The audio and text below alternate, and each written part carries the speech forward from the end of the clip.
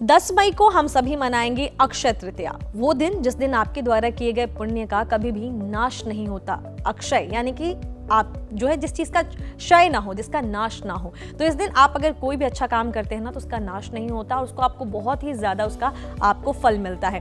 तो सबसे पहली चीज 10 मई यानी शुक्रवार को अक्षय तृतीया जो है पड़ने वाली है। अक्षय तृतीया को बहुत सारी जगहों पर आखा तीज भी कहा जाता है। इस दिन बहुत सारी जो है धार्मिक मान्यताओं के अनुसार इस दिन बहुत सारी खास चीजें हुई थी जिसकी वजह से इसका महत्व बढ़ जाता है। लेकिन पहले हम ज्योतिषीय अगर हम चीजों के अनुसार देखें तो बहुत सारे शुभ योग इस दिन 10 मई को पड़ रहे हैं। इसके अलावा एक खास चीज जो सबसे ज्यादा देखी जाती है कि अगर अक्षय तृतीया के दिन रोहिणी नक्षत्र पड़ जाए तो वो बहुत ही ज्यादा शुभ माना जाता है। उस समय के दौरान किए गए अच्छे कार्यों का फल आपको 100 गुना मिलता है। तो 10:47 पर 10 मई को जो है उसके बाद से आपको शुभ कार्यों के यानी दिन में सुबह की बात कर रही हूँ, उसके बाद से रोहिणी नक्षत्र है। तो ये बहुत ही शुभ समय है जिस समय आप दान पुण्य जरूर कीजिएगा। इसको हालांकि अभी व्यापार से जोड़ दिया गया है। हर कोई जो है अक्षय तृतीया के दिन का कहता है सोना चांदी खरीदना चाहिए। सिर्फ खरीदारी से मोस्ट ऑफ द पीपल जो है वो जोड़ के उसको और उधर से ही रखते हैं, लेकिन इस दिन दान पुण्य भी करें, अच्छे कार्य करें, भंडारा करा सकते हैं वो करें, लोगों की मदद करें, पूजा पाठ करें, जाप करें, ये सब चीजें भी करें जरूर। तो ये जो मैंने आपको चीजें बताई कि रोहिणी नक्षत्र है। इसके अलावा अक्षय तृतीया के दिन को इस दिन जो है स्वयं सिद्ध मुहूर्त होता है, यानी कि इस दिन कोई भी मुहूर्त नहीं होता। ये दिन अपने आप में इतना खास होता है कि आप इस दिन बहुत सारी शुभ चीजें होती हैं, जैसे गृह प्रवेश हो गया, इसके अलावा शादी कराई जाती है, बहुत सारे वाहन लोग खरीदते हैं, बच्चों का नामकरण करते हैं, तो बहुत सारी शुभ चीजें भी होती है। इसको स्वयं सिद्ध मुहूर्त भी कहा जाता है। तो ये दिन एस्ट्रोलॉजिकली बहुत ही खास माना गया है। अब आ जाते हैं धार्मिक मान्यताओं की तरफ।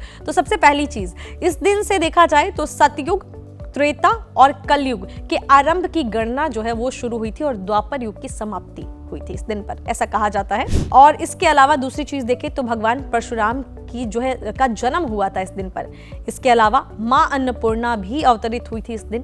साथ ही साथ भगवान विष्णु के चरणों से जो है मां गंगा का अवतरण धरती पर हुआ था, ये भी बहुत खास बनाता है इस दिन को। और इस दिन पर महाभारत की भी जो है युद्ध की समाप्ति, कहा जाता है कि महाभारत युद्ध की समाप्ति इसी दिन पर हुई थी। तो बहुत ही शुभ दिन और भी बहुत सारी खास चीजें हुई थी, लेकिन ये सारी चीजें जो है मिलकर इस दिन को बहुत ही खास बना देती हैं।